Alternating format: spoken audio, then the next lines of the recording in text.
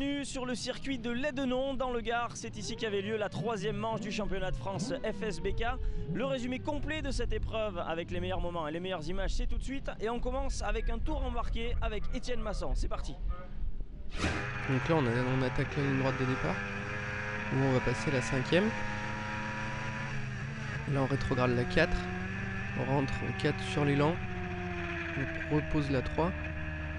On vient bien chercher le point de corde, on écarte un petit peu pour pouvoir prendre le dernier du triple gauche, on pose la 2. Alors on accélère un peu parce que il n'y a pas beaucoup de grip, on passe la 3, on rétrograde la 2 pour le virage du pont. Où il faut faire gaffe parce qu'il y a de grosses bosses sur l'angle. Voilà, 2, 3, freinage, là on repose la 2. Un virage assez délicat parce qu'il n'y a pas beaucoup de grip. On va poser la 3. Et pour la descente, où il faut arriver à garder le frein arrière parce que la moto se cabre. On reste en 3. On repose la 2 pour le virage du pont. Là pour la montée, on va pas trop s'écarter pour être prêt pour le virage du fer à cheval. On reste en 3. On pose la 2 pour le fer à cheval.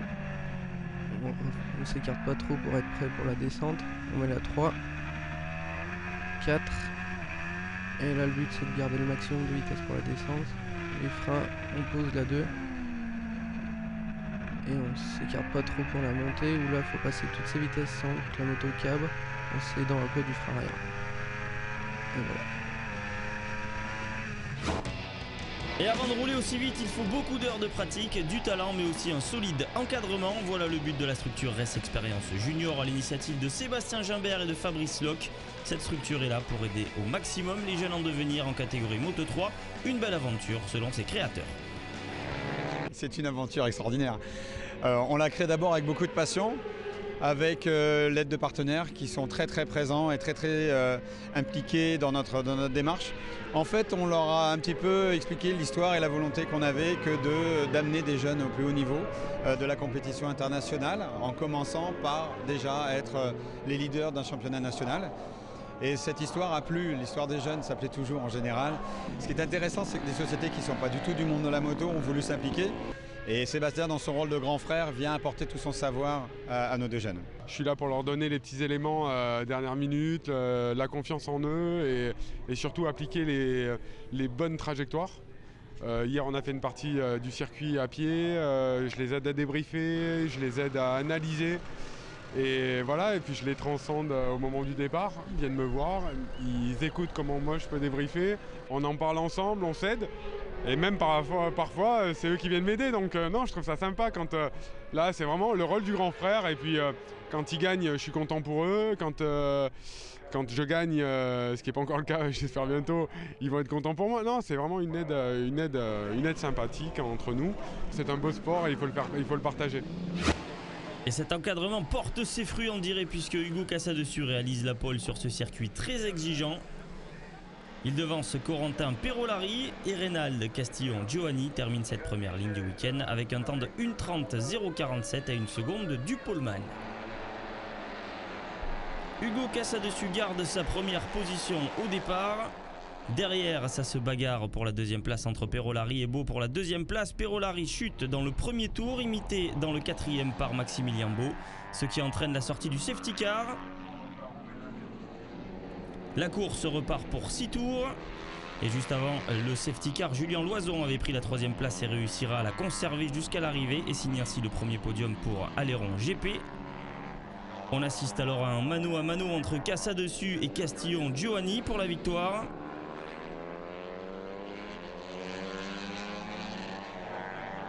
Et c'est très chaud, les pilotes qui se rendent coup pour coup, 10e par 10e.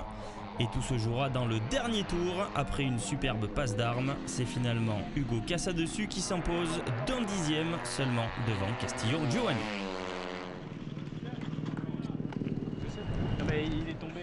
Lorsque Reynald m'a doublé, ça m'a un petit peu remis le feu aux poudres et puis j'ai réussi à revenir malgré beaucoup d'erreurs à sa suite où j'avais perdu près de 3 secondes. Donc je reviens jusque derrière lui, je le double dans le dernier tour, donc voilà, très content. C'est encore une course parfaite et puis à demain. Et pour le deuxième jour, Loison, en plus de son premier podium, s'offre sa première ligne pour la course du dimanche, derrière Castillon Giovanni et Casadessus. Au départ, Casadessus conserve sa première position devant Perolari et Castillon Giovanni, bien mieux parti que la veille. Et le combat attendu entre Reynal Castillon, Giovanni, Perolari et Casadessus va être énorme durant toute la course. Les trois pilotes se passent et se repassent dans tous les virages pendant les 8 premiers tours. Et Castillon Giovanni ayant creusé l'écart en tête, il faudra attendre le dernier tour pour connaître l'ordre exact du podium et une erreur de Casadessus dans le virage du pont pour offrir la seconde place à Perolari qui se rachète ainsi de sa chute de la veille. Victoire de Castillon Giovanni qui n'avait pas pu défendre ses chances à Nogaro, rappelons-le, devant Perolari et Casadessus. Et au championnat, Hugo Casadessus ne compte que 4 points d'avance sur Corentin Perolari, ça va être chaud. Et leader du classement provisoire du Pirelli 600, il est aussi un pilote qui a fait le plus de tours du circuit en un week-end en général car il a une double casquette. Kevin Rousseau, dit Kirikou, est pilote moto et singe sur un sidecar. Comment cette histoire a-t-elle commencé ? J'ai roulé en moto l'année dernière et puis à Nogaro j'avais besoin d'une pièce pour ma moto, du coup j'ai été me dépanner avec Seb et puis on est resté toujours plus ou moins en contact et à ma course de Dijon il m'a proposé d'être passager en sidecar avec lui, donc je lui ai dit qu'il n'y avait pas de souci. Par contre je continuais la moto, il a accepté, donc on a été faire des essais au mois de novembre à l'Est, ça s'est super bien passé et puis pour l'instant on est sur un début de saison qui marche plutôt très bien. Un sacré programme pour un seul homme, mais qui a quand même des avantages selon lui. Ça fait pas mal de roulage, hein. On arrive à 7 heures de roulage dans un week-end de course. L'avantage c'est que ça fait au moins découvrir le circuit parce qu'on double tout, donc finalement c'est un bien pour un mal parce que physiquement c'est dur, mais on découvre le circuit 2 fois plus que les autres. Souvent aux avant-postes, Alexandre Rodriguez est soit sur le podium, soit par terre. Il a pourtant beaucoup travaillé pour sa 3e année en Pirelli pour qu'elle soit l'année de son titre. Au Mans, ça s'est bien passé, j'ai fait 3e et 1er, donc c'était un bon week-end au Mans. Et à Nogaro, un peu différent. Le samedi, je tombe, je perds l'avant assez bêtement, enfin je comprends pas trop pourquoi d'ailleurs. Et le dimanche, par contre, je prends ma revanche et je me bastaille encore avec Antiga, je gagne la course. Cette année, j'ai essayé de travailler physiquement, j'étais moins prêt physiquement l'an dernier. Cette année, je suis un peu mieux physiquement. J'essaie de travailler avec mon team qui m'aide beaucoup sur ça. Et je fais pas mal de tours du circuit, j'essaie de comprendre, d'analyser ce que je faisais pas l'an dernier et de piloter le plus précis possible en fait, tout simplement. Les noms c'est la moitié du championnat, il y a encore quand même pas mal de courses à faire et on va se concentrer sur la fin de cette saison et après on verra l'année prochaine c'est sûr, mais je compte viser le titre c'est sûr. Et pour cette première course du week-end en Pirelli 600, Alex Rodriguez réalise la pole en 1:29.372 devant Guillaume Antiga, seul Kawasaki sur les 10 premiers pilotes, et Alan Agogé est 3e. Et très bon départ de Antiga, fort de ce bon résultat à Nogaro qui prend la tête devant Agogé et Rodriguez. Et Rodriguez enchaîne les tours rapides pour remonter juste derrière Antiga. Dans le 6e tour, Rodriguez passe en première position, mais Antiga semble attendre son heure. Derrière, on assiste aussi à une belle bagarre entre Agogé et Dylan Mille pour la 3e marche du podium. Dans le 12e tour, Agogé tente une attaque au virage du pont. Mais Rodriguez récupère sa position au même endroit le tour suivant, mais va tirer tout droit dans le virage de la Carriera. S'il ne chute pas, il repart 7e, mais devra abandonner sur casse moteur un peu plus loin. Antiga s'impose donc pour la 2e fois cette saison devant Agogé et Mille qui finalement montent les deux sur le podium.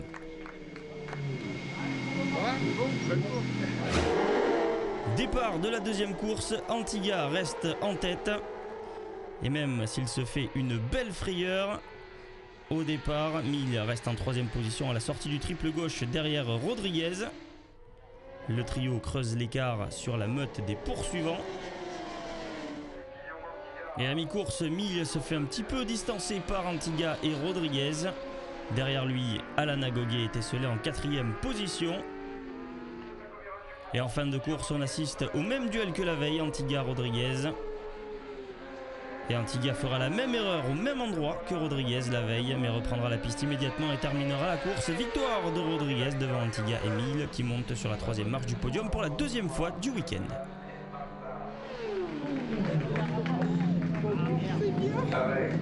Le moral est revenu carrément et non, c'était une super course, vraiment on a eu une belle bataille avec Antiga encore, c'est des courses comme ça qu'on aime faire et non, je suis super content.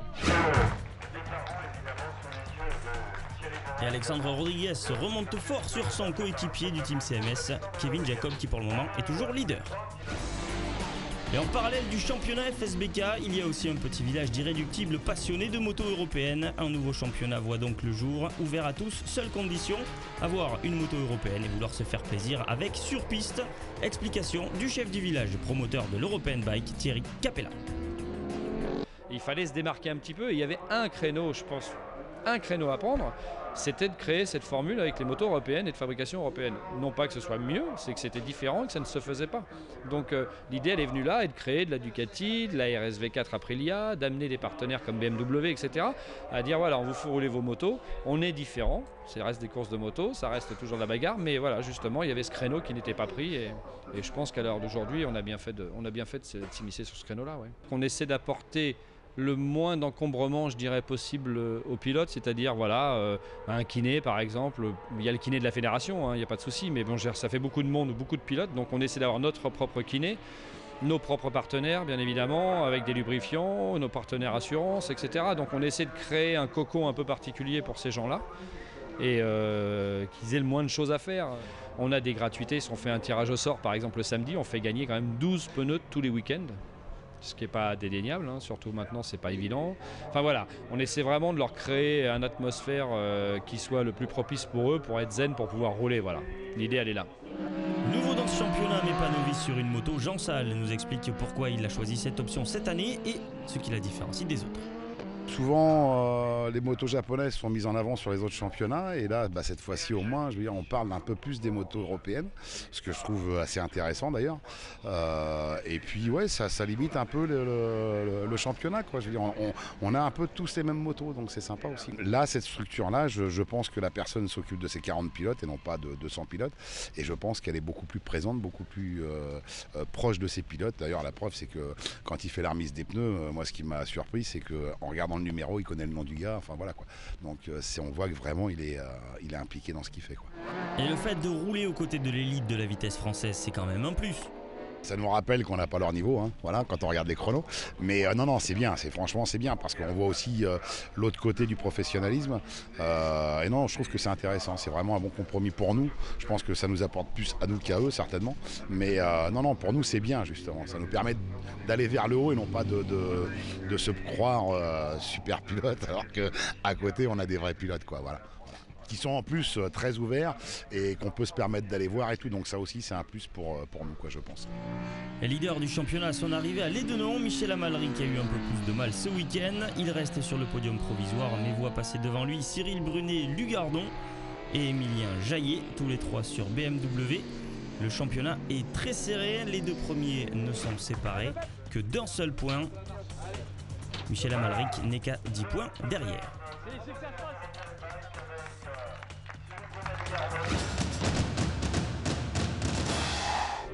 Et ancien pensionnaire du championnat FSBK en Pirelli 600 qu'il a remporté en 2012 et l'an dernier il était en Super Sport, Thibaut Bertin est parti voir si l'asphalte était plus abrasive en CEV, le championnat espagnol, grâce à un partenariat avec Michelin, son nouveau sponsor pneumatique depuis Alpi l'an dernier.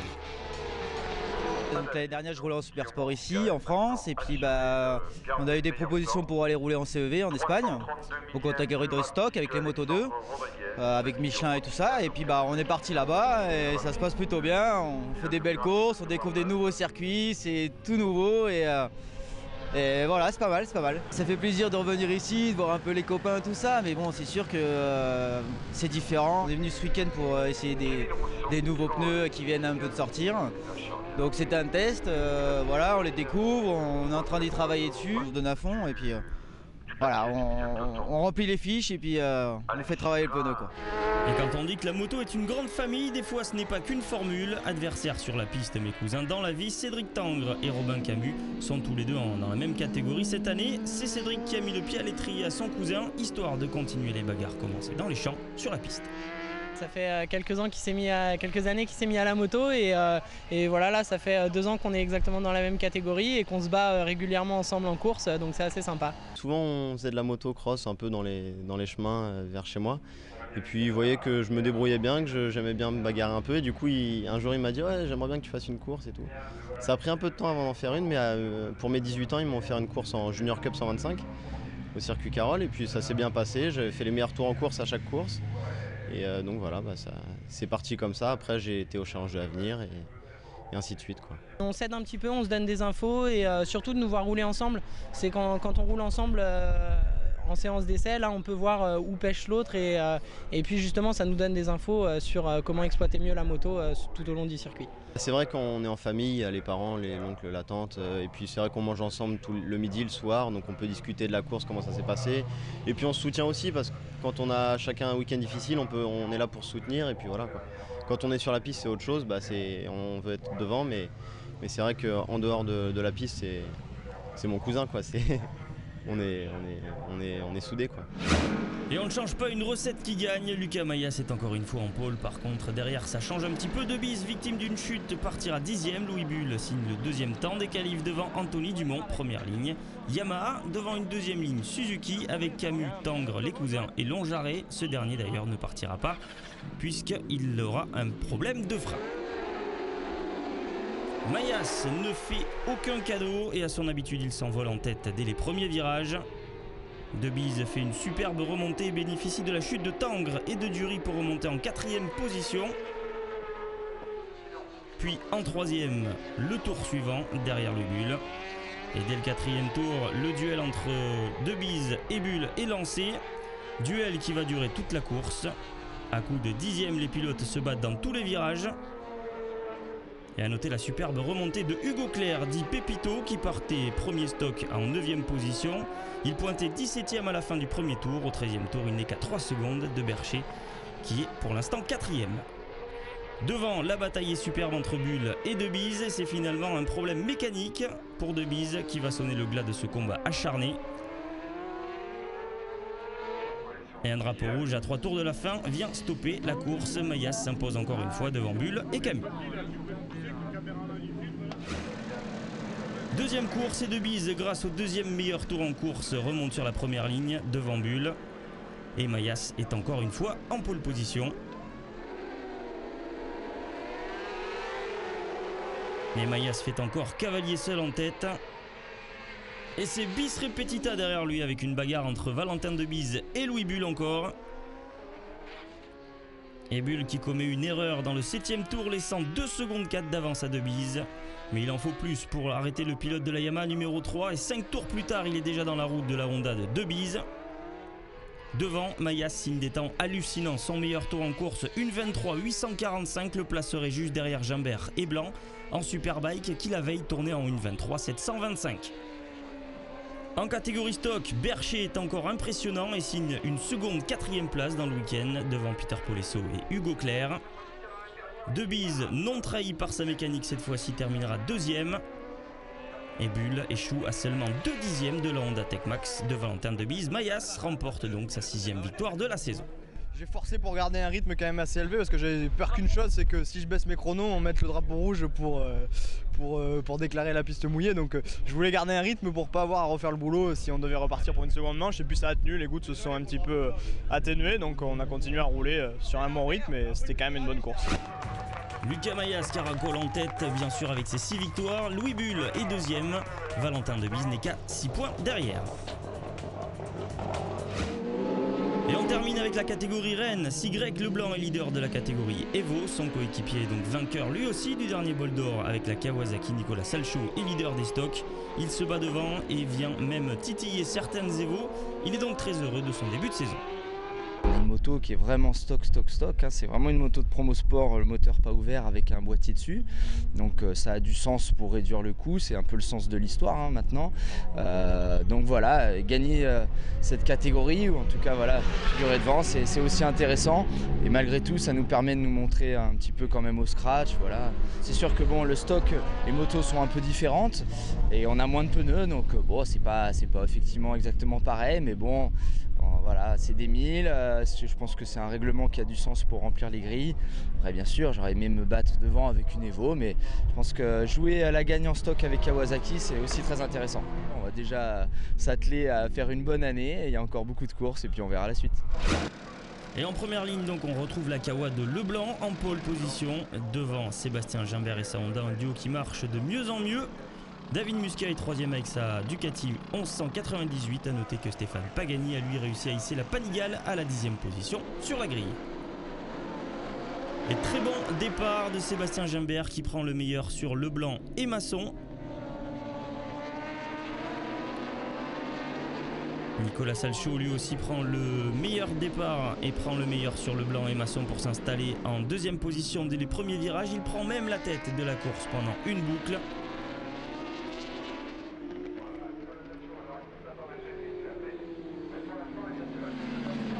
Mais Leblanc et Gimbert réussissent à trouver l'ouverture et s'envolent en tête. Leblanc restant devant Gimbert, même si Gimbert enchaîne les records du tour, il ne trouve pas la faille. Derrière, Masson arrive à contenir lui aussi les assauts de David Muscat, tandis que Salchaud se retrouve à la lutte avec Greg Black, qui finit par le passer dans le 11e tour. En fin de course et malgré un dernier record de piste, Gimbert se rapproche dangereusement de Leblanc, mais à 3 tours de la fin, un drapeau rouge vient mettre fin à la course suite à la chute de Michael Messen. Victoire donc de Leblanc devant Gimbert et Masson. Pour la 2e course, et même si la pluie comme à Nogaro a fait une petite apparition avant le départ, les conditions sont sèches et c'est Gimbert qui est en pôle devant Leblanc. Étienne Masson hisse sa Suzuki numéro 155 à la 3e position sur la première ligne. Et encore un superbe départ de Masson, mais c'est Gimbert qui lui aussi est bien parti, qui s'infiltre et vire en tête à la sortie du triple gauche devant Masson et Leblanc. Et Leblanc qui double Gimbert sur la ligne de départ et qui se retrouve donc en tête. Les deux pilotes vont alors s'envoler en signant des chronos impressionnants, les seuls d'ailleurs à pouvoir tourner sous les 1 minute 23, 4 dixièmes. Dans le 5e tour, Muscat trouve la faille sur Étienne Masson dans le virage du pont. Et Gimbert, quant à lui, réussit à se débarrasser de Leblanc dans le 12e tour. Mais alors que Leblanc semblait être capable de suivre le rythme, Muscat et Masson reviennent sur lui et le passent dans le dernier tour. Masson réussit à prendre le meilleur sur David Muscat dans les derniers virages. Gimbert renoue enfin avec la victoire devant Masson et Muscat. Je me suis éclaté avec Greg. Je me suis amusé comme un fou. Après, je me suis tiré la bourre avec celui qui était juste derrière moi. C'était à coup de 10e et j'ai essayé à ce qu'il ne revienne pas. Et voilà, je suis hyper content.